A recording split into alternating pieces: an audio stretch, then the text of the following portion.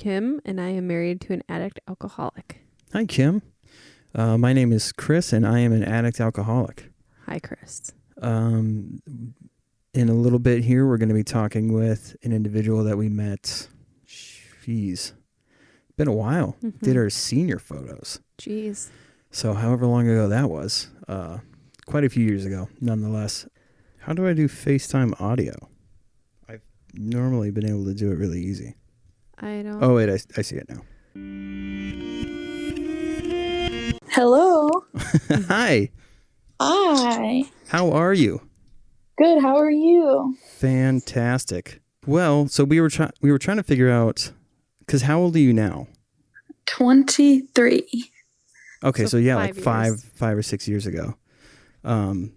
We were trying to time out when we had met you and when we did your senior photos. Oh yeah, that was a while ago now.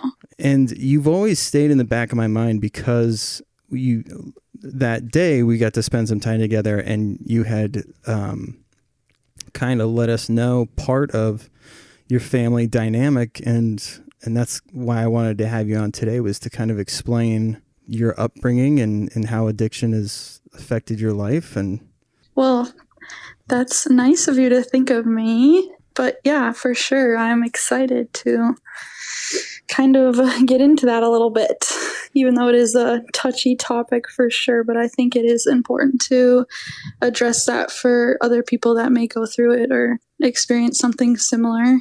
Absolutely. So let's start at the beginning. So what was childhood like for you?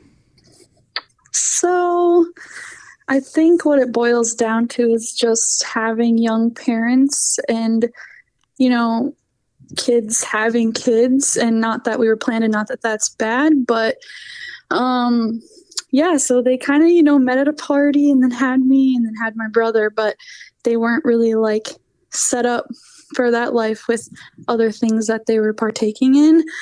And my dad had a band, so he kind of had this like kind of party life. So part of me felt like I grew up really fast due to things like I had to see at a young age.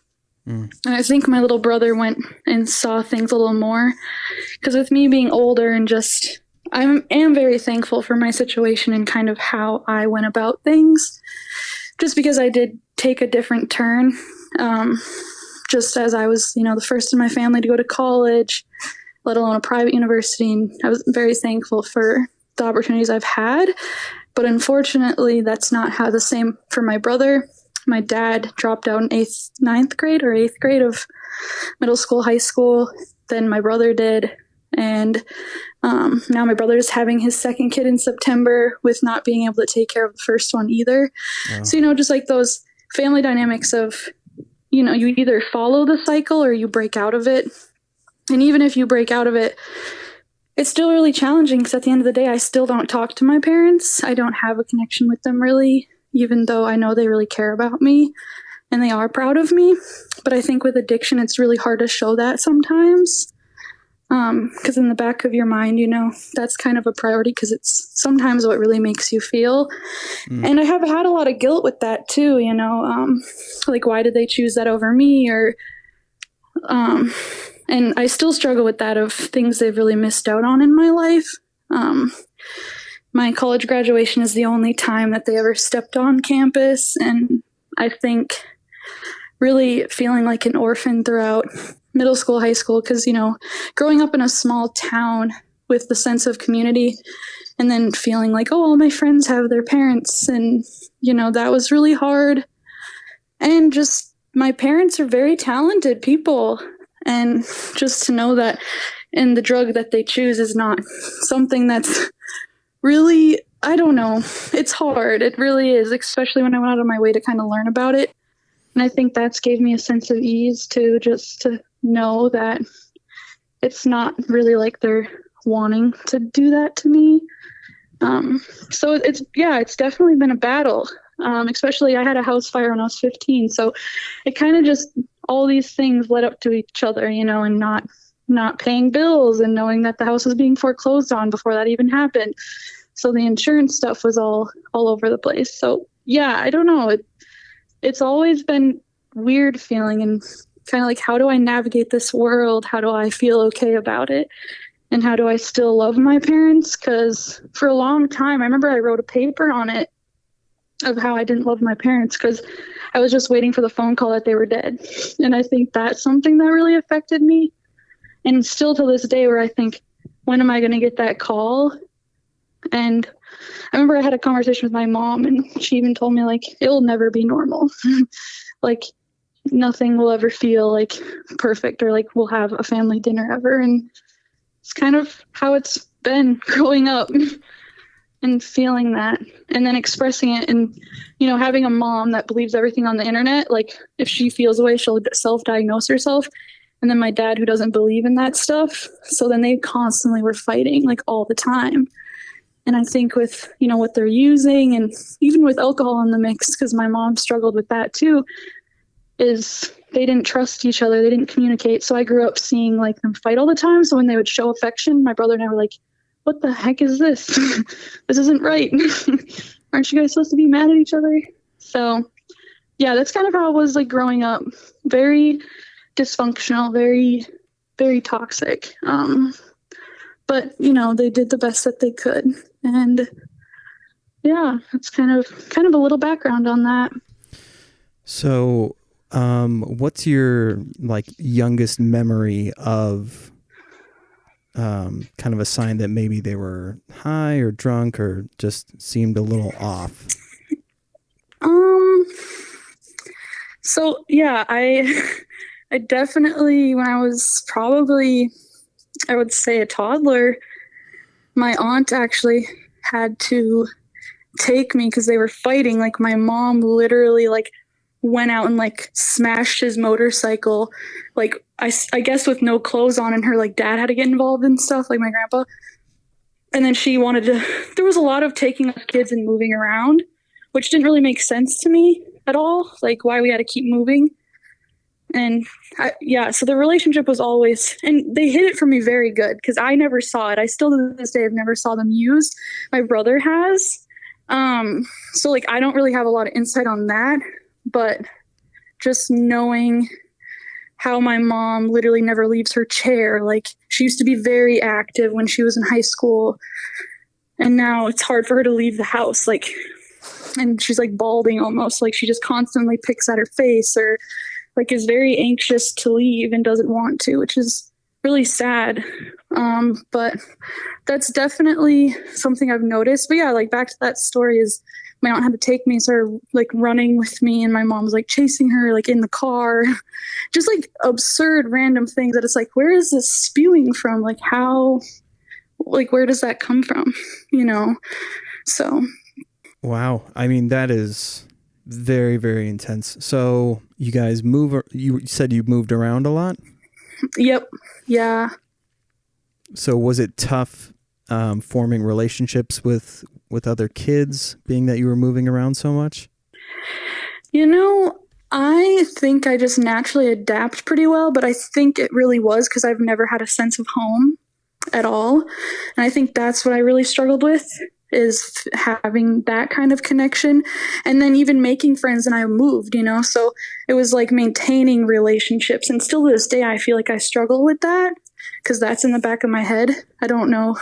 Stability is really hard for me. Like, I've had to create my own. And at the end of the day, like, it's really weird to feel happy. Like, I feel it, but I'm like, whoa, like, I feel way more comfortable feeling intense feelings, like more so sad or anxious, because that's what I grew up in, and that's what I felt like would never leave me. So it's just an interesting dynamic, and it's really hard to explain to some people. But yeah, I mean, we moved all the way to Texas at one point, like twice, and I really liked it there. So like, when I feel like I'm getting a little stability, then it's like, oh, we're gonna go again, So that was so interesting for me, and especially being young and not knowing really what are these emotions. And that's something I struggled with too, is like, how do I take this out in a good way? Because it never was being taken out in a good way. Wow. And I mean, Texas is how much of Texas do you remember? I mean, I remember my grandma having like a bed and breakfast, and just, we went to church a little bit. But yeah, that's another hard part is I feel like I've really shut a lot out. So like my memory on things is kind of sad. People will be like, "Oh, you remember this?" I'm like, "No, not really." And when I talk to my parents, sometimes like it's always like sporadic, like once every like 6 months or even more. It's weird. They're like, "Oh, you only remember the bad?" And I'm like, um, I don't know really what I mean. Fourth grade competitions doesn't really count for being supportive, but Sure. so just things like that, and then that bridge of try not to make them feel like crap, but also be like, hey, can you like validate my feelings, what I've had to go through? I think that's something they really struggle with. So the communication is so off. That's really tough. That's repressing memories, right? Mm-hmm. I was gonna say, and I feel like, do you feel as an adult too, you have trouble remembering like things that even like a year ago, like I don't really quite remember. Like, do you think it's kind of affected your memory even now as an adult? Yeah. Yeah. Yeah, I've really noticed that. And it's weird because I usually have really good memory, but at the same time, I feel like I really bottle things up because growing up, being like I connected with the school psychologist because I used to self harm. That was kind of a way of like feeling and dealing with those things. And she kind of sought me out and was like, oh, I noticed this. And I've had, doctors tell me I don't know what love is because I was never shown it. And so that was really hard. So I feel like I've always been an open person, but I was never like given like the resources to really cope with things until I kind of met that school psychologist was a really good outlet for me. But just always talking about it comes to a point where it's like I don't want to talk about it anymore. But then it's like I do at the same time because it's still like necessary to heal and kind of, not really close that chapter, but make it one at the same time. Yeah, for Yeah. sure. So, I mean, as far as other relationships go, it kind of pieces some of the puzzles that I've noticed throughout the years. Like in the relationships that you've had when they've been kind of tumultuous, is it because it's kind of continuing that constant of the chaos and like how to survive in these really intense moments, so that's how you're going to make it? Does that make sense?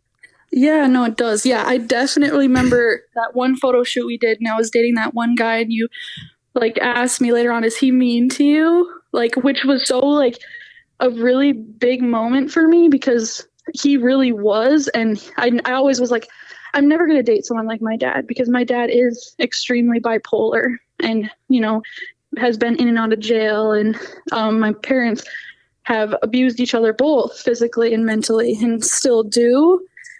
But I always was like, I'm never going to date someone like my dad. And literally, I feel like my ex was kind of a spitting image of that. And I didn't really notice that, but I really do take on that caretaker person.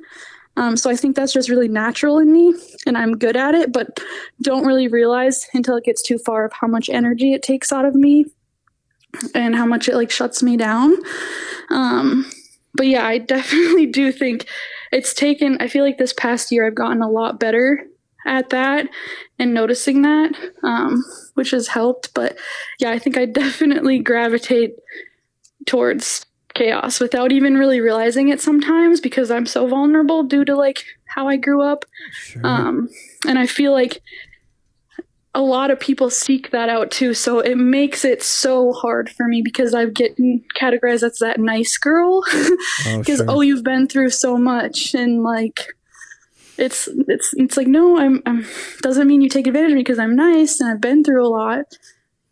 So yeah, that makes it hard too, I would say. Well, and I don't think it's out of place to say that you're an empath as well. So Oh, for you sure. kind of recognize Definitely. that pain in other people. So when those things happen, you feel like a sense of obligation because you've seen it before that you have to insert yourself into these situations. And yeah, that can be super draining.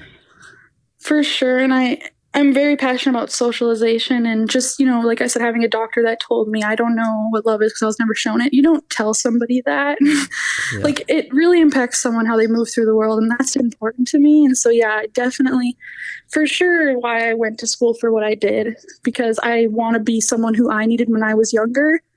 I think too with doctors too, or like therapists and all that, they say things and they hope that you like react a certain way. So them telling you that, they were hoping like, okay, now you'll realize like you're gonna have to try and figure out how to love because you weren't loved.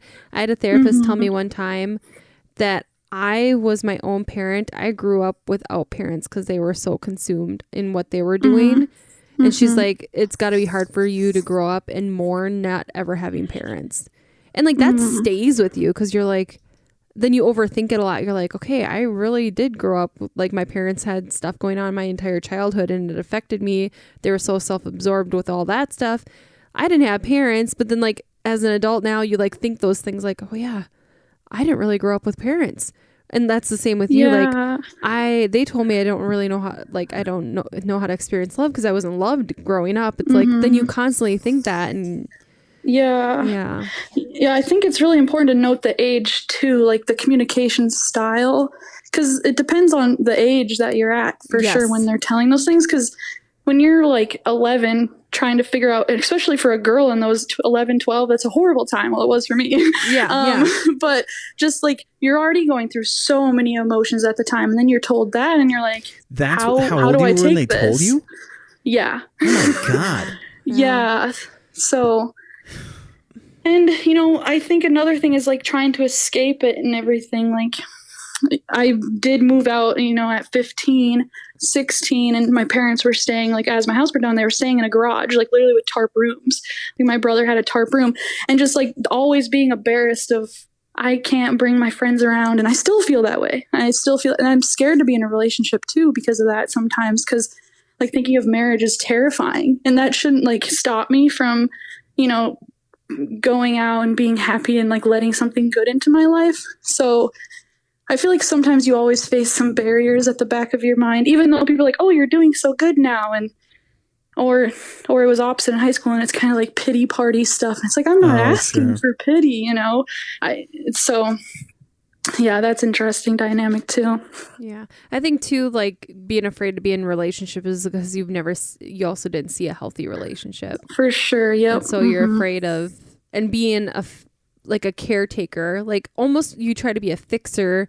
You're afraid of the relationship you'll get into because like, are you going to always be in that fix it role, or am I going to find a partner who doesn't need quote unquote fixing and they're just going to be good for me? Yeah, exactly. Oh, that's super interesting. So, I mean, going back to that, because that was one point that I wanted to highlight was the emancipation aspect of your life.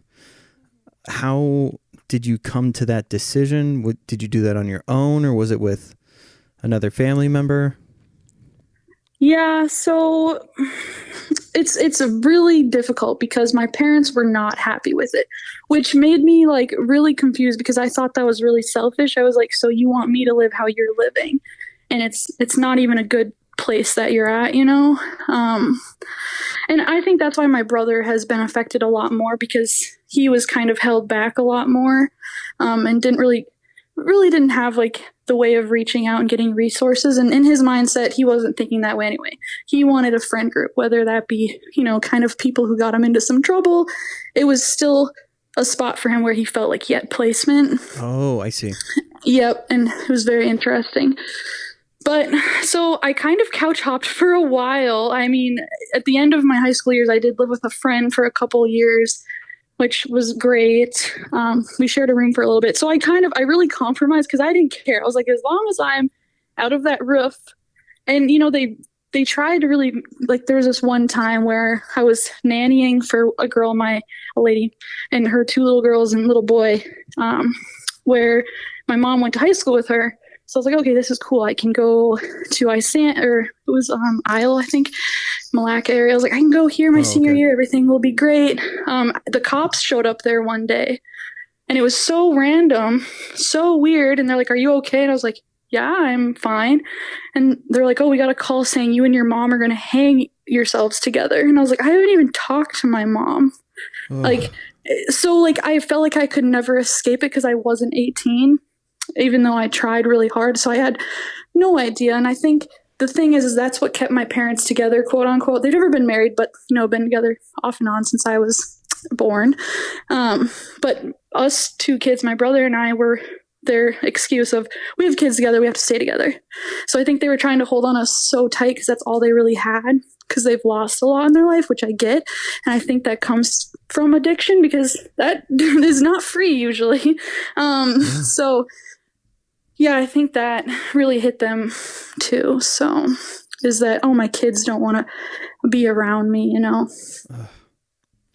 I mean, so how did that frame your perception of drugs and alcohol when you were growing up then? Or like, did it even connect that that's what was kind of making them this way? So I found out they were using when I was, I think, 13 or 14 at Easter dinner. My whole family told my brother and I at the table. They were not happy about that. Even my aunt and uncle were like, we know they do it because we did it with them a couple times. And like, Can I ask what they were using? Yeah. Yeah. So, and for me, that made me not want to touch anything. I remember I had a boyfriend, well, quote unquote, 8th grade to like 10th grade. And even like him smoking weed, I was like, nope, nope, don't do that. I was very controlling. I like didn't even like that. So I just felt very against it. I would say that kind of framed my ideas on it after that. Yeah, a lot of guilt and anger there. And it wasn't until Kim was what? trying to ask if you knew what they were using. Sorry, that came out. Oh, I thought she asked like, oh, so you found out they were using. Oh, I'm so sorry. No, that's okay. Yeah, they did meth. So Okay. that is what we were told. Okay. So they told you that at 13. Yeah. Wow. Okay. Is that what caused the fire? See, that is a huge thing because there was an investigation on that. And because that was like the first quote unquote home I have ever pretty much had, like where I was there for a few years, because I was like up and going everywhere and anywhere that my mom would randomly take us when they were fighting. But that was something that was talked about. And the weird thing is, this is the weirdest thing about that day. We were supposed to go on a family trip to Valley Fair, but my parents were fighting because my mom got really intoxicated the weekend before and like cheated on him and all this stuff went down. So he was like smashing windows, very angry. Like it was a very not so good day. So my dad stayed back and my mom, my brother, and I went with our family friend to Valley Fair. And then I got a call when I was there that my house was on fire. And I was like, what the heck is going on? And I was like, yeah, the first thought was like, did my dad do this? Because he was so angry. But when we called him, he was crying and going off the wall because I guess he was at the bar with his sister because it was her birthday. So it didn't really all make sense. And yeah, I think, they kind of have a reputation in my town. So the cops obviously know their history and whatnot. And that's the first thing they thought. But it was electrical wires in the basement, I guess, because it was an old farmhouse. Okay. So still to this day, that's kind of the narrative. I think some of my family still has wonders about it, but yeah, there wasn't no real direction on that. But And then you said the cops knew of your parents in town. Was did you Yeah. ever have to deal with CPS then? Social workers, not a little bit, not much. The thing is my dad's whole side of the family is kind of, drug users and in and out of jail and stuff. So they actually like took care of some of my cousins. So I think because they kind of, they're very caring people, like they're nurturers too. Their focus wasn't so much on us kids due to how well I did in school. And, Wow. I really tried to apply myself. So I think that kind of saved it a little bit, because there wasn't like, oh, you seem like you're struggling. Like they obviously knew, but I didn't like portray myself that I was. Yeah. I kind of, like I said, bottled that up because I hated, like at an honors assembly in high school, like I was the only one there without parents. Like, they read your parents' names with your name, blah, blah. and someone came and put their hand on me because I told them not to read my parents' names because they wouldn't be there. And I could not deal with that. I would just shut down and just start crying because I didn't like that attention, I didn't like feeling like they felt bad for me for my situation. Well, and it was you just didn't really want hard. that to be your identity. For sure. Yeah, exactly.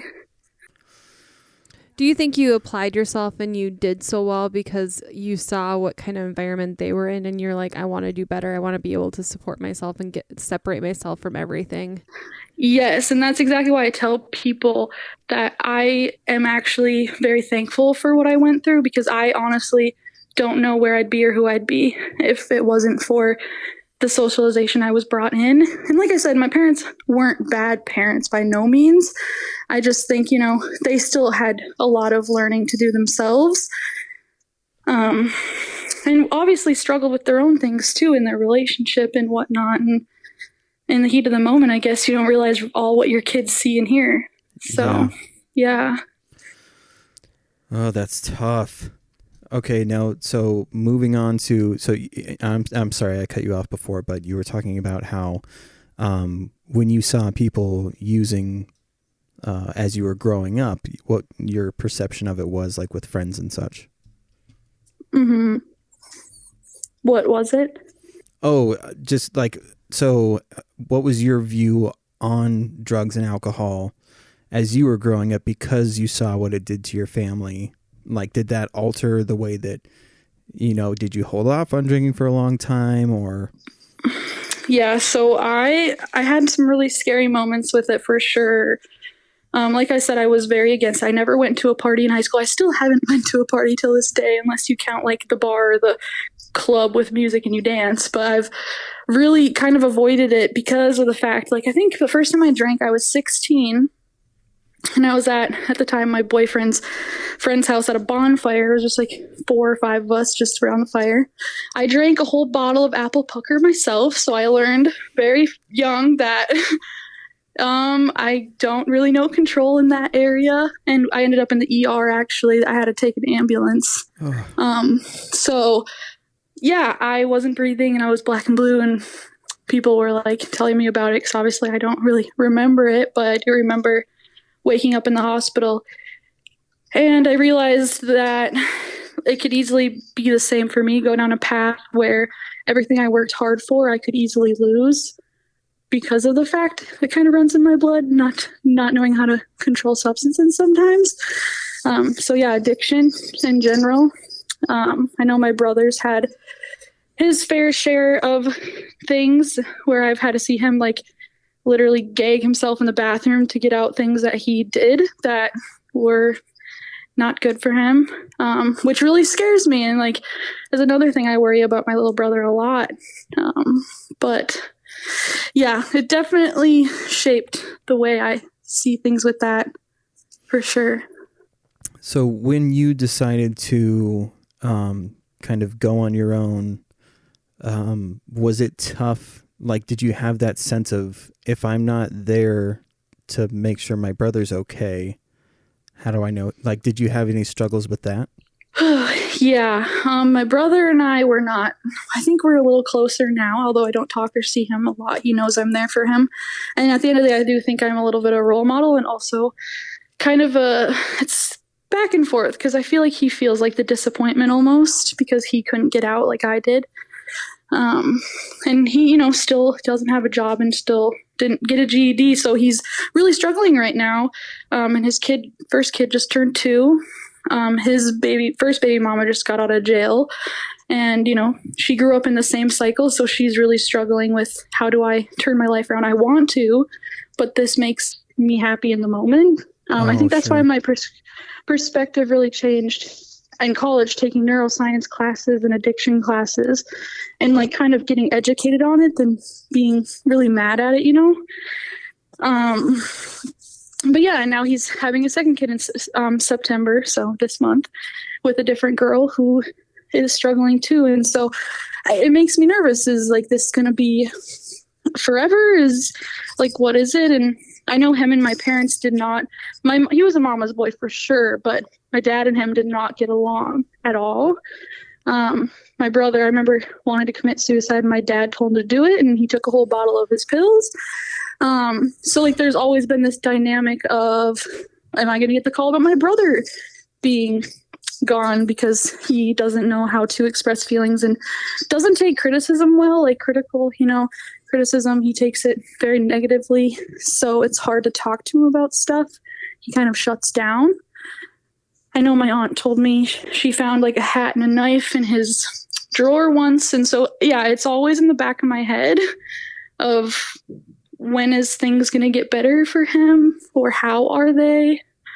And like, how can I help at the same time? Because, Sure. when I go back home, it's still that feeling of, wow, this is all the things I've felt here. Like, I can just feel it. It's so different from being in the city now and feeling I've kind of made a place for myself a little bit. But yeah, I do worry about my brother a lot of the time. So. And that's tough, man. Especially when, now that I'm assuming he's an adult now, and He will be 22 in December. So, okay. Yeah. I'm sure that's tough thinking about the things that you've done and what you've accomplished, and, seeing the path that he's on, that level of, it doesn't have to be this way. You could, apply yourself in a different way and have a different outcome. So that internal struggle of like, I know it can be done. I hate that this is happening to you. That's rough. Yeah, and then not really having a real clear support circle because our aunt has custody of his, firstborn. And she kind of like holds that over him a little bit because he can't even afford a diaper, So it's not like he wants to be a dad, but he is a dad, but he doesn't feel like he can be at the same time. Sure. So I know that's probably really hurting him too. So, man. So I know I've asked you 1,000 times, but can you tell me one more time what your degree is? Yeah, so I graduated with a certificate in conflict studies, and then the Bachelor of Arts, and my major was sociology. So basically, the study of people is really what I got out of there with. Yeah, I care a lot about how people, like I said, move through the world, and I love hearing people's stories, like just listening and connecting. Like that's really important for me because if it wasn't for people I've connected with or met throughout my life, I probably wouldn't be here for sure. I think that's a really important aspect of even with addiction and all of that is getting in there and like learning like, hey, you're not alone. You can do this. It's going to be hard, but there's going to be a lot more good days than bad days once you get through this. And you'll always have bad days. That's something that you can't really avoid. Everyone goes through that, but to know that you have a support circle, people you can count on and like ask questions, like that's so crucial in your healing and you moving forward, no matter your story or identity. So yeah, well, and I mean, it's something that we say on the show a lot is that sobriety doesn't equal everything's all better. It doesn't completely wipe your slate clean, but those difficult things, having a sober mind and a sober lifestyle allows you to handle those things a lot better. It allows you to step back and assess these situations less emotionally and kind of more rationally. So how are you... do you have a job that is like fits your degree, or are you still looking for work? Yeah. So out of college, I kind of had to decide between 3 different jobs that I wanted. Cause I hustle really hard. I was like, I'm gonna get in the field. I'm gonna do this. And I was very, very, lucky, to have 3 job offers. Cause I know that's not really common. But at the same time, I had to really I was a little worried because 2 of them were kind of what I was getting paid in high school. And I was like, oh man, living in the city, that's not really going to work out. So then this other one came about and I accepted it. But right now I've been there since I graduated, which was in 2019. So I've been there for a little over a year now. Okay. I am a career consultant. So I help adults with disabilities find employment. Oh, okay. Now I remember. that, Yep. which is an amazing Yeah. thing. That's vulnerable adults. I mean, that's another thing that Kim and I talk about all the time, is trying to get people to not be afraid of these individuals. Just because they have Right. a slight disability does not mean that they're, Yeah. dangerous or harmful. For sure. And I work with like everyone on the spectrum, like from cerebral palsy, traumatic brain injury to anxiety. And it's great because you're breaking the stigma away from this person can only be a janitor. This person can only do this because they're only able of this. And a lot of my job is sales, so business calling and being like, hey, I have someone interested in learning about this, and they're like, why aren't they just doing it? So people are really kind of taken aback a little bit and a little judgmental. Sometimes I ran into that, but it's fun kind of switching the narrative for sure. And especially growing up with a disability, that runs in my family, it's really important for me for people to feel successful minus a label, because a label doesn't define who you are. Absolutely. And it's different for everyone. Like one anxiety to another is completely different. Like you can't just read the symptoms and be like, oh, yep, this person's this way because I dealt with someone like that. So, yeah. So did you, I mean, you said that you grew up with somebody with a disability, or you're talking about your mental health? Both. Yeah. Okay. Definitely both. And as we've started, ever since I've gotten out of treatment, we've learned more and more about my personal mental health stuff, and I'm definitely still learning. For sure. So if you don't mind, what was it that you were diagnosed with? Severe anxiety and manic depression. Okay. And OCD and ADHD. Oh, wow. Yeah. So, I mean, when you were going to school and learning these things, did it help you understand your own situation better as well?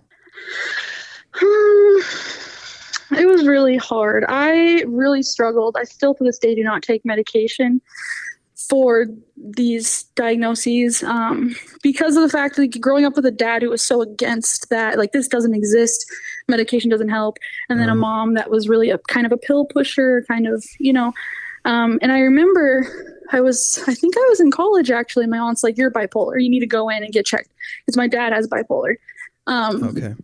So I went in, and this is the thing that really shocked me. They put me on a medication for bipolar, and it messed me up. Like I had to leave work.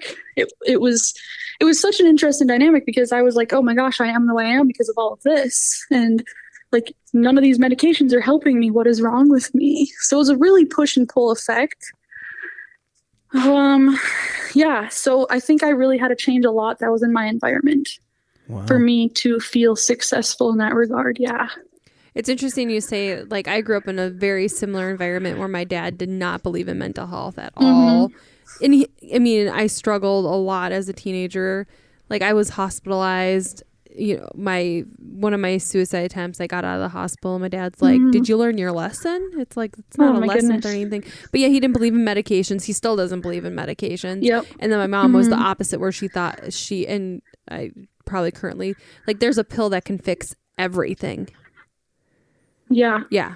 So I definitely relate to that. Yeah. So that's very much what I grew up into. So then I would try meds and nothing would work. And then it's like, I'm sensitive to meds, so things would work too much and then I'd feel a certain way. So then, yeah, I've had to learn my anxiety, what will make me anxious, what makes me very depressed, and coping skills to work through that, and to just in my head identify, okay, I'm struggling, and just be able to be vocal about it. I'm struggling right now. I'm very, very depressed. And like, when those days where you want to lay in bed and not do anything, like to try and push yourself out because you don't have that chemical medication to push you out of bed. You have to physically, mentally, and just push yourself without that medication helping you too. No, I'm not gonna lie. I literally got goosebumps when you were saying that, because like that hit the nail on the head. Like that is exactly what I went through. I personally wasn't hospitalized, but my brother was, and that's exactly what he said to him. And when after I got out of the hospital with that, accident, when I drank the alcohol, I woke up, he's like, "Sup, drunk?" Like that was literally the narrative all of the time. It was not anything supportive. It was, and it's funny because it's like, you guys are doing like what, and making your child feel like they're in the wrong. It was just so interesting, for sure. Hey everybody, it's Chris. And Kim. And we're excited to tell you guys that if you go to modifytattoo.com, you can now get 15% off anything in their merch store by using the promo code DuckDuckGrayDuke. Hats, shirts, beanies, glasses, Jewelry? even jewelry. You can get 15% off if you use that promo code DuckDuckGrayDuke. The promo code does not take off for tattoos and piercings, but please go support these guys. They're amazing artists. They do great, great work. Mm-hmm. I'm already figuring out what my next tattoo is going to be. Trying to finish up both my arms. I'm excited. Keith is going to give me a sick neck tattoo, and I can't wait. Head to modifytattoo.com and book your session now for your tattoo or piercing. Located in Becker, Minnesota. Right off of Bank Street, right behind the bank. Enjoy the show. I mean, and I don't know that I've asked this particular question. I'm kind of posing it to both of you, but like the behavioral and like environmental aspect of these diagnoses versus the medication. Like Kim, so like with you, what was it that you learned that made you start to change habits versus like looking for a prescription and things like that? I think my job, like knowing, like I know so much about mental health. Like I know self-isolation, unfortunately, it's not good for depression. You know, blocking yourself off, staying in bed, like those kind of things I know aren't good when you're depressed. So I have to force myself not to do those things. And with anxiety, developing like doing lots of mind things like deep breathing and stuff. Like I've just from my job, because that's what I do for work. That's Sure. how I taught myself that. Because I mean, you know, I've tried meds before and unfortunately nothing's really worked. So it's going through things and personal experiences like, okay, when I felt this bad, this is what helped kind of a thing. I don't know if that made any sense. No, that makes perfect sense. Do you think that's Definitely. why, like I have noticed like when we have people over, you get very like fidgety and aware of the state of the house. And so any little thing you'll clean. And so do you think that motion, doing those things is a release for you so that you're not stewing in the anxiety while someone's here? Yes. Wow. Yeah.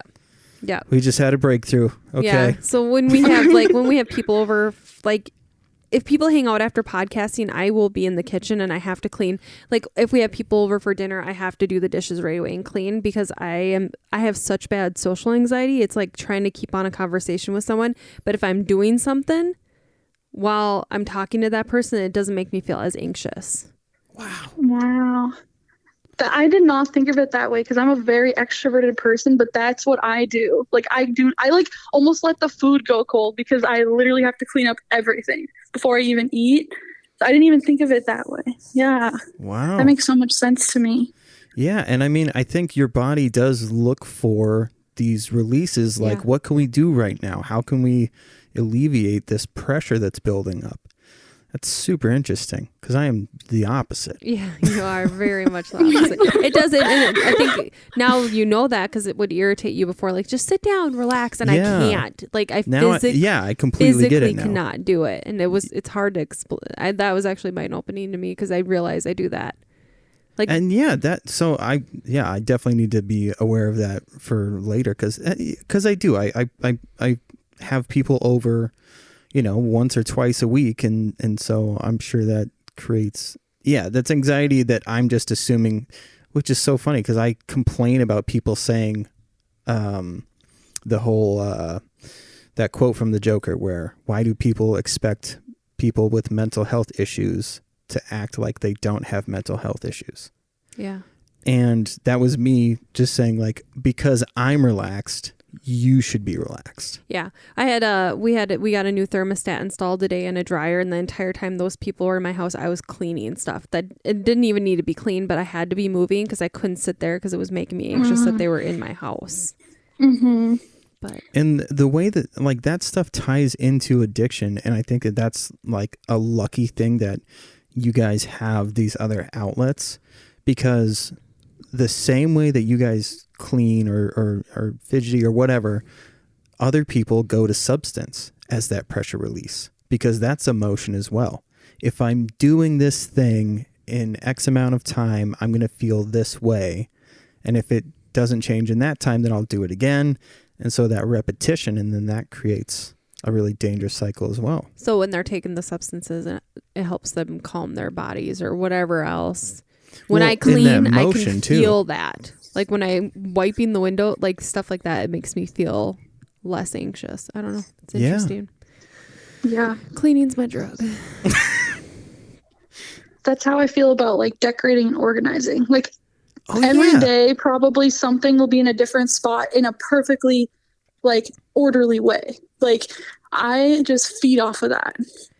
Like everything has its place, definitely. It's so interesting. I want to go back. Oh, sorry. So no, you go. I was just going to say, because now that makes sense, because the photos that I see you post, it always looks like you're in a slightly different place, but you're basically Poison Ivy from DC Comics with all the plants that you have. Yeah, and that's another thing I think, with the outlet is just nature too. I think that's really helped me, is being like, wow, this will always be something I can have. I can step out. I can breathe fresh air. The world is so much bigger than my problems right now. I feel so small. And there's something about feeling small that I love. And it's really weird, because I've always wanted, like, just moving through the world as a woman in general, and with body shaming and all this stuff. Oh, yeah. But when I just step outside, it's okay to feel small in that moment. But yeah, for sure. I want to go back to, so, and you can say, no, that's not why. But do you think you went into the area that you went into for work and school and all that because you couldn't figure out your upbringing and your own parents and your surroundings and those people around you? So you went into that as a career to be able to figure people out and figure out what's going on with people and learn more about people in general? Absolutely. So I didn't even know what sociology was. I was going to do criminal justice and psychology. I was like, all right, I'm going to be a poet, and I'm going to do like investigation, like lawyer stuff. I'm going to, really help people out. I'm going to figure people out in their brain. And then, part of me was like, oh, I have to go big or go home. So I was like, I got to make a lot of money. I got to be successful because I have to be a change. And then like I found sociology, and I was like, holy crap, this is like everything in one. Sociology is literally everything. It's so interconnected. It's criminal justice. It's it's just psychology. It's everything. That's what sociology is, basically. Oh, wow. It's the study of people. So you can connect that with addiction, with like just everything. And that was so comforting to me, because I was like, oh my gosh, I'm not messed up. There's nothing wrong with me. Yeah. This is like, so many people go through this. And so, yeah, I absolutely, like, to your question, is that felt comforting to me. Yeah. That felt like you gain closure. Yeah, exactly. Yeah. And then, yeah. That's, I think too, we have so many things. It's crazy how many things we have in common, because that's exactly why I went into mental health is because like I grew up and I had all these emotions and all these feelings, and I couldn't figure things out. And, with my dad said that comment to me, and I always felt like I was depressed and anxious, and I couldn't, like, the world made no sense. And when I was in high school, we didn't really talk about mental health at all. Mm-hmm. And so it was, and like the therapists I saw were not very good. And I'm like, when I was hospitalized, I had this nurse that I can't even remember what she said to me. I wish I could. My memory is bad also because of my childhood. My memory is garbage. So, but she said something to me, and I was like, I'm going to be a psych nurse. That's it. That's what I want to do. And that was my driving force, because I'm like, I'm going to help other kids like me. I'm going to help other people like me who feel alone and who can't figure themselves out, and make them feel like there are people out there that will care for them. Yeah. Yeah, no, I relate to that a lot. I think at the end of the day, I think of, wow, I chose me over money, but I still get by, wow. Right? And I didn't just only choose me, I choose other people, because using me in my story, just like you, Kim, is like, you are doing so much more than you ever thought you could with what you came from. And like, I always used to say, I'm not what I came from. I am what I make. And like, you're constantly creating an atmosphere to help other people. So you can remember just like how you were back in the day, feeling all these emotions. It's like, whoa, I wish I had someone that kind of understood, because that was my driving force. Is that school psychologist? She opened up to me. And I connected with her, and I didn't just see her as someone who was getting paid to tell me what they're supposed to say. Yeah. I felt like she was genuinely helping me. So yeah, I really relate to that. Yeah, that's like my CDC counselor, like the first chemical dependency person that I spoke with. Like most of the doctors that I was seeing while I was in the hospital, they were looking for the answer. It was basically how can we get you out of here as fast as possible? And this chemical dependency lady just sat and would just like sit in the silence and smile, and didn't seem to bother her at all. It wasn't awkward. She just genuinely wanted to make me feel more comfortable about what the next step could be. Not even like what she thought it should be. She wanted to know where I was at, so that I could emotionally move forward as well. Because it's with addiction, like it's such a big part of your life that you mourn the loss of that. And so when you were talking about your parents, like that's doing the best that they can, there is that part of you that almost feels like a zombie. Cause you're like, especially as a parent, like you want to do good so bad, but you know in the back of your mind that you're going to go, the second that, you know, whatever duties that you think you have to take care of are done, you're going to go right back to that thing. And you start to minimize your duties. You start to make them seem less and less. And you're just, till eventually you are like a zombie. Just being there for your kids is going to be enough. I'm a parent. The mom and dad are still together. Cause like, Kim and I had that too, where like my shit was so bad that a lot of other marriages I feel like would have fallen apart. And I like, knowing what I know now, I can say I would not have blamed you, Kim, for doing that stuff, because it gets so dangerous, you know, especially with addicts being as emotionally manipulative as we can be. It's just a fucking nightmare. So I feel for your parents. I feel more for you because I know you, but I get that fucking pain, because there are times when they'll look at you and look at your brother and see that like sorrow or confusion in their eyes, and it's just for sure the most painful thing ever. Yeah, and that's interesting dynamic, you know, because my parents were like using together. So at the end of the day, I was like, is this what's really keeping them together? You know, because my dad got my mom into it. So that was always something, and I definitely understand where you're coming from with the guilt, like looking at us, because I remember my mom, like in high school when I published this like poetry thing on YouTube, she would just play it without even the sound. Sometimes I would just watch it. And it was so hard to go to her and visit her, because I feel like I was parenting my parents, and that was a weird, still to this day I feel that way. Because like when I would hug her, like there was no way without hugging her without crying. And that's why I would avoid it. I was like, I don't want to feel this. I don't want to see them, because like I don't know how to carry this anymore. Like this freaking sucks, you know. And then like when they couldn't provide for themselves because they both don't work, they haven't since my house burnt down, or even a few years before. So it's also that kind of feeling guilty, like, man, like should I be helping them? But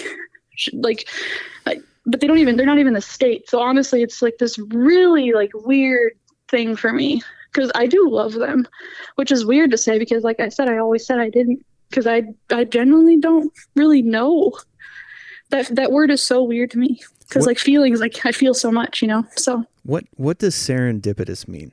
I've never come up with what that technically means, but I always want to apply it in situations like this, in that like surreal kind of melancholy, that kind of melancholy feeling of like things kind of move a little slower and you're a little fuzzy, and even though there's like this intense darkness kind of looming, it's like, I guess maybe like the calm before the storm. Means occurring or discovered by chance in a happy or beneficial way. Okay, so definitely not applicable to this situation. But now that I know, I'll know when to use it. But anyways, that melancholy of, that fuzz, that numbness right before the really intense thing happens. Like zero gravity. I just want to say, I talk about resiliency a lot with people. Yeah, I love that word. You are the definition of resilience. Like, you to grow up in what you did and to basically become an adult as a child, and then to go through college and to be where you are now. You are like, I don't know if you've ever heard of the ACEs study. It's the adverse childhood experience. Yes. Mm-hmm. I'm like, in my head, I am like, you check your ACEs score would be so high just based on your childhood. And the fact that, like, I hate saying this, but the world's against you if you have all these awful experiences as a child, and you are like coming out the complete opposite way, and you're like, you know what? I could have went, and unfortunately, you like you said, your brother went down that path, but you can see, like, as people, our traumas and our childhoods don't have to define us. We can consciously, if we have it in us, make a choice to do the opposite of what we grew up in. Yeah. No, I really appreciate that. And same goes for you. Like, I had no idea any of this of you, and I had no idea we were going to connect like this. And that's why I love that you guys do this stuff and, like, get yourself out there, get your voices heard, and connect with other people. Because it's like you're living in a twilight zone sometimes, and it's dark, and you're like, where the heck is my flashlight? I don't even know how to turn it on. Like, there's all these things that you're experiencing, and, like, at the end of the day, like with, like, relationships, and it's like, wow, are they going to pack up their love in the middle of the night and leave? Like, that's always a subconscious fear because of what I've been through. And like, wow, you're going to get to know me, and then you're going to have to get to know this side of me. And at the end of the day, like, when you ask the question of, the things that calm you or what helps you get through it, it was education for me, for sure. And now I don't really have that. So I'm struggling again, kind of, because I'm like, that was what I put my mind to. Now I need to do something else. And I do want to go to grad school and do social work and stuff eventually. But with COVID, I'm probably going to hold off a little bit until things get a little better. But yeah, that's definitely something that I have to be like, now what? Not feeling like I have to do something to be okay. Still trying to balance that out a little bit. Yeah. But I appreciate it. Like, it definitely takes a lot of strength to give yourself credit where it's due. It's very difficult for a lot of people, but. Oh, yeah. Well, I mean, I've noticed, I think within, like, I don't know, the last 3 or 4 years, the self-love that you show through your social media, I can tell that it inspires people to just be more loving in general. Like, when you're able to articulate and showcase the love that you have for yourself in that way, in a very public way, I think it opens people up and makes them think, if I'm not going to do it to myself, I'm at least going to let my friend know how much I love them, and maybe we should go. Like, you just have that vibe about you. And so, thank you. Yeah. Is it tough with COVID not being able to be as much of a emotional support dog as you were before? Yeah, that's an interesting dynamic, because, like, a lot of people think, wow, you're so confident. And I think, like, the reason why, I'm so broadcasting about the stuff I post sometimes is because, like, I'm trying to kind of change perspective of, just because you seem confident doesn't mean that you fully are. Like, you're trying. And I think that's a really good word for confidence, is trying. Oh, like, yeah. Just because life's a process. Your healing's a process. Every day is a process, and you have to trust that. And for me, like, that's something that I take pride in. It's just being honest, like, even with you guys, because I know for sure, like, it took a lot of honesty and, like, patience and communication, but that's so crucial to be like, hey, I'm straight up not having a good time. Like, I'm straight up not. Like, this sucks. But that is okay. It is okay not to be okay. And I feel like that's something that people really struggle with. Is realizing that just because you've had a little hiccup in the road does not mean you're not successful still. Does not mean you're going to be okay tomorrow. So yeah, definitely. And with COVID, it has. I had a couple days where I just needed to cry it out, but I had to remind myself of how many other people are all struggling with these odd times we're living in right now. Yeah. With your self-love and like the body positivity stuff, do you think, being told at, 11 that you don't know what love is, so you are doing a lot of that self-love, trying to teach yourself to actually love yourself as well? Wow. Yeah. And it's weird because I'm sure a lot of people do this, but you just stare at your page sometimes. You're just like, what the heck do people see? Like, do they see what I see? Yeah. Like, Yep. you really think, because I feel like a lot of people interpret things, because over a screen, you don't really get to know someone that well over a screen. You can only like assume the way you want to. So it's really about being transparent. And yeah, I definitely think that's something I've tried to like learn and teach myself is I am love. I'm full of love. I'm capable of that. And I can kind of control that. That's something that I definitely can control. Yeah. But it's just the people you attract, I think, too. That's something that's so interesting to me. Yeah. Yeah. I mean, so this is going to sound super nerdy, but there, Batman and the DC Comics, there's this really interesting story where Batman's trying to solve this crime. And so he seeks out the most famous detective. It's not Sherlock Holmes, but just this guy that's like the most revered detective. And he goes to him and is like, I need to know how to defeat my enemy. And this detective is like, I don't know that you can. So what I'm going to teach you how to do is how to not win, but not lose. So it's that concept of the not obtaining a certain thing does not mean that you've lost, and it doesn't take away from your individuality, and it shouldn't take away from your confidence. That's what I was looking for. No, I see that with me, because it's hard when you have that mindset of I need to defeat this, I need to overcome this. I think what you need to do, like personally for me, get comfortable with it. Get comfortable with change and adapting. That was something like moving around. It's actually kind of helped me in a way, because I learned to adapt really easy and be flexible. So really there is beauty in the struggle, even though it's really hard. There really is. And sometimes you just got to pour your anxiety a cup of tea, your depression a cup of tea, and be like, I see you, but you're not going to overtake me. But I'll chill with you because I know you're there. But I'm going to be comfortable with you, because once I'm comfortable with myself, you're unstoppable. You know, with what, and I think that's something I've had to really like sit down with and be like, all right, this happened, but what am I going to do with it? How am I going to move forward with it? Yeah. So, yeah. Well, that's awesome. So, from the perspective of a child growing up in a home with addiction, do you have any advice for people who are in that kind of tough family dynamic where they're not sure if they should stay, if they should leave, or what their next move should be? Does that make sense? Definitely. I strongly believe there is selflessness and selfishness. It is okay to be selfish for yourself, because it is important for you to feel okay and not. And it definitely depends on your situation, because not everyone can leave. Not everyone can.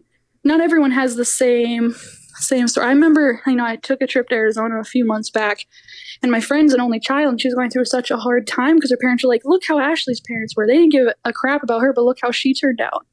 That's so unfair to say to someone.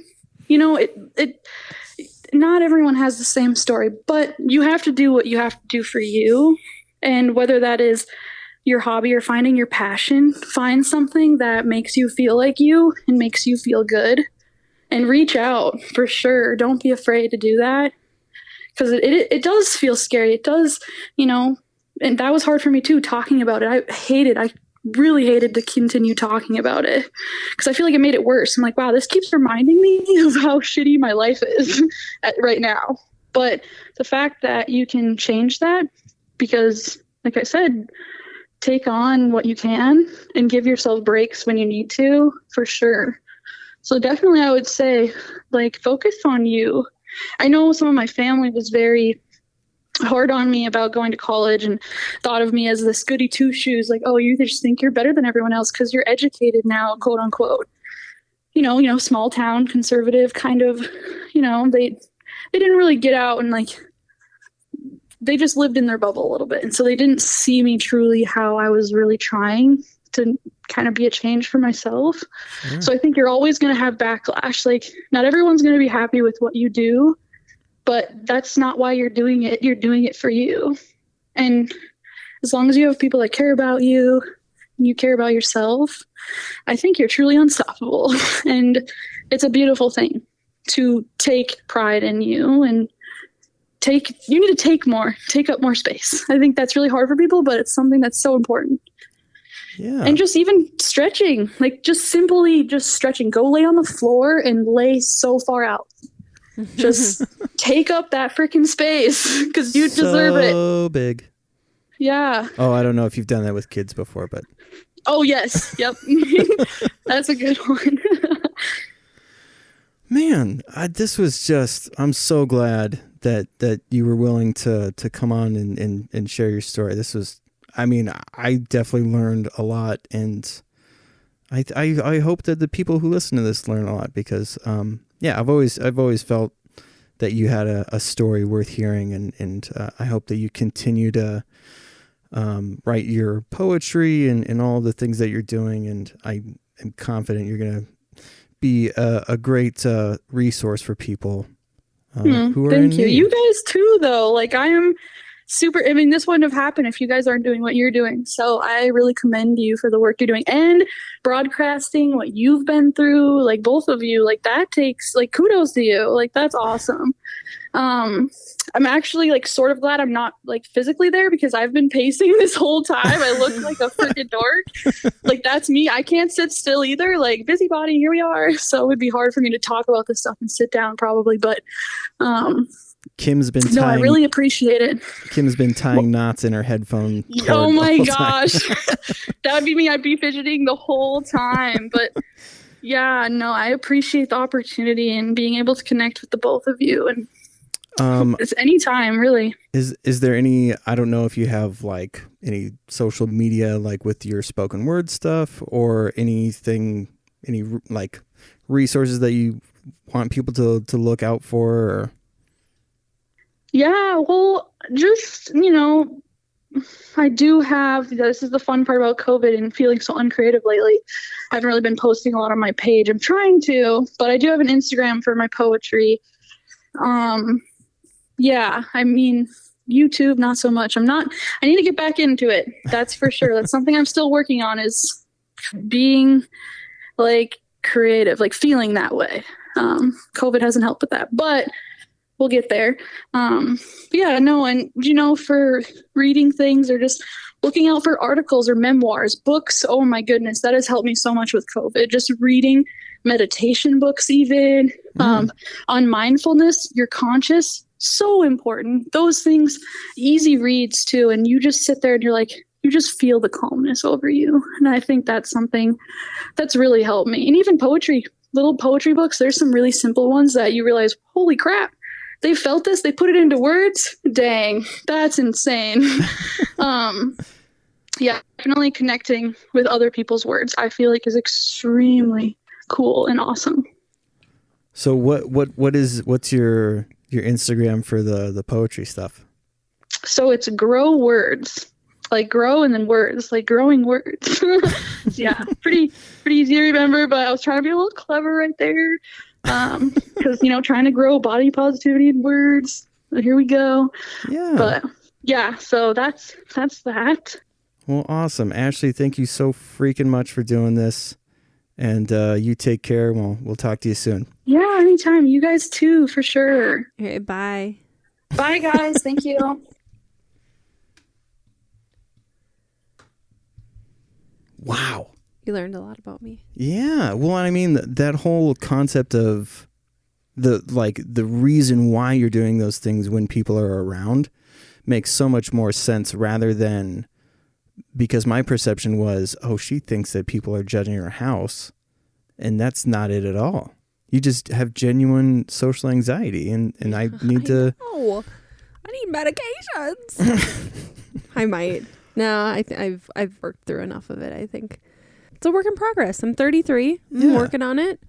Well, I mean, and that's something for me to recognize so that like I don't have, because when you're doing those things, I get anxiety from the fact that you're not. Yeah.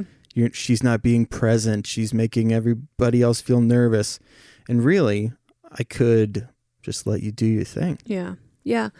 And I think that's like when we hang out with people, but we're doing things, I feel better than if we're like sitting around a fire. I don't like that. Sure. It makes me like, and not necessarily like our family, but like friends and stuff where it takes a little more for me to bust out of my bubble.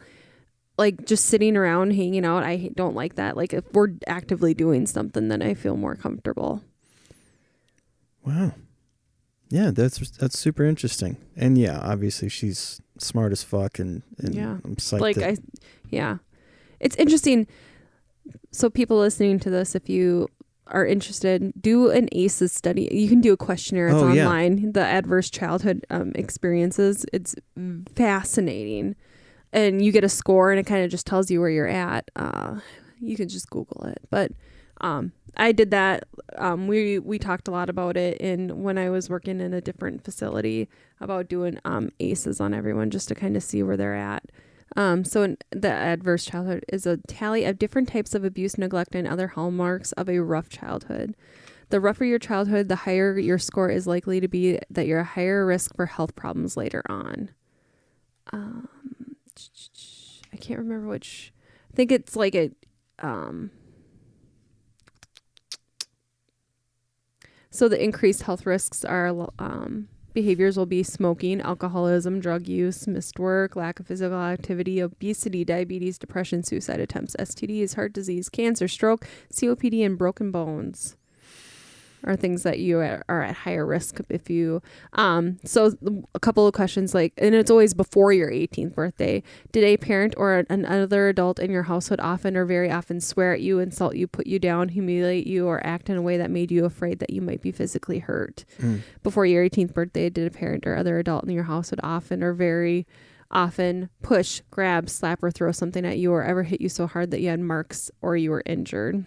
Before your 18th birthday, did an adult or another person at least 5 years older than you ever touch you in an appropriate way or attempt to actually have intercourse with you before your 18th birthday? So no one in your family, did you ever feel that no one in your family loved you or thought you were important or special?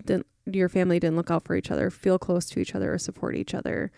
You didn't have enough to eat, had to wear dirty clothes, your parents were too drunk or high to take care of you or take you to the doctor if you needed it. Was a biological parent ever lost to you through divorce, abandonment, or other reason? And then if your mother or stepmother pushed, grabbed, slapped, or thrown something at you, repeatedly hit you or at least a few minutes or threatened you with a gun or a knife? Did you live with anyone who was a problem drinker, alcoholic, or used street drugs? Was a household member depressed or mentally ill, or did a household member attempt suicide? Did a household member go to prison? Those are the 10 questions. Well, yeah, that sucks. But it doesn't mean any. It means you could be at higher risk, but then you can also shape your environment.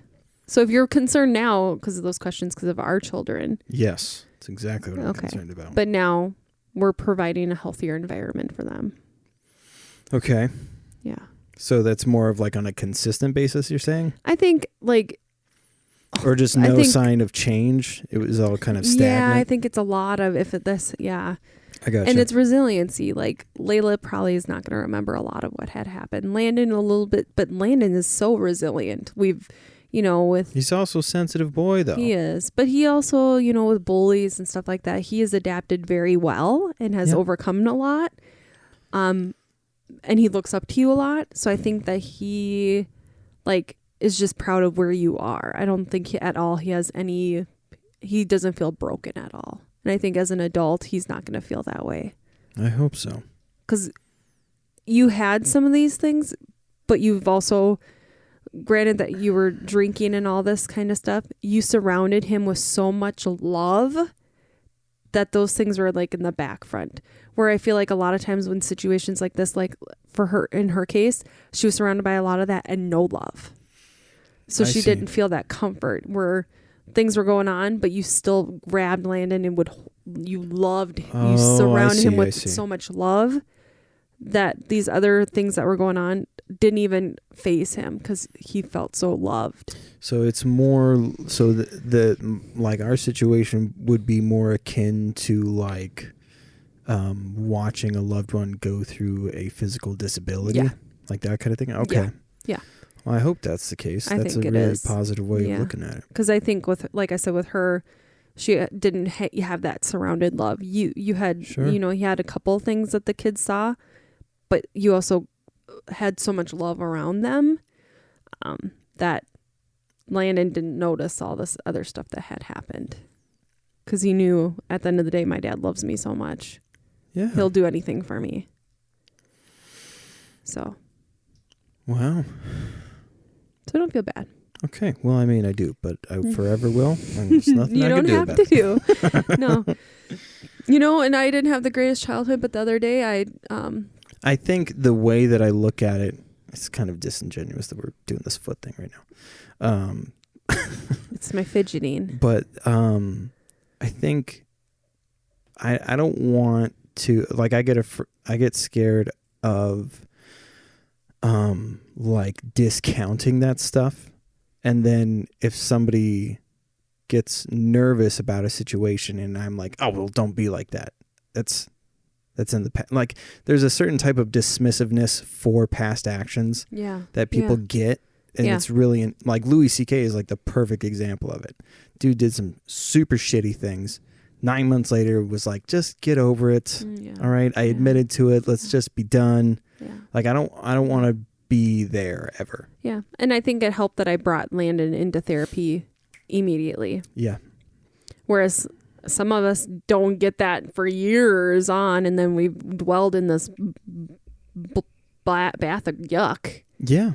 So I think opening him up to be like, you can talk about this openly, and we're not going to think any poorly of you, and we're not going to look down. All these kinds of things like made Landon feel like what you have to say is important. If you want to talk about it, that's okay whenever you're ready, kind of a thing. Yeah. I think that sometimes in those situations you feel like you can't talk. Yeah. Yeah. For sure. So. Yeah, because you don't know what thing caused your parent to be like that in the first place. So if in the back of your mind you're like, well, if I say this, is it going to make them mad? Are they going to get mad at me because... And I've made Landon very, like, when talking with that, I made it very clear, it doesn't matter. No one's mad at you. We're not going to be mad at you. You can't be mad at someone for how they feel. Yeah. Yeah. Well, that's awesome. Yeah. So. Well, I love you. I love you. You're pretty great. You're pretty great too. There was a pause in yours, so. I was going to try and make a duck thing with it, but. You're ducking awesome? Yeah. But I thought it was going to sound stupid coming out of my mouth, so that's why I took a break. All right. All right. We learned a lot this week. Yes, absolutely. So if anybody wants to come on via phone call or in person, you can absolutely reach out to us. If you're just looking for resources, you can definitely message our Facebook page or email us. Both are going to be, so DuckDuckGrayDuke for the Facebook page, and then duckduckgrayduke@gmail.com. If you've got questions that you'd like us to answer or topics that you'd like us to cover, we'd absolutely love to do that. And again, I talked about reading that book. I'm going to get to it. Oh, yeah. What was it called again? The Naked Mind. Yeah. That's right. I forgot all about that. And I keep thinking about it, but thankfully we've had a couple guests, so that's been kind of nice. So then we can talk to them and I like having guests because there's a it leaves room for questions that we haven't thought to ask yet.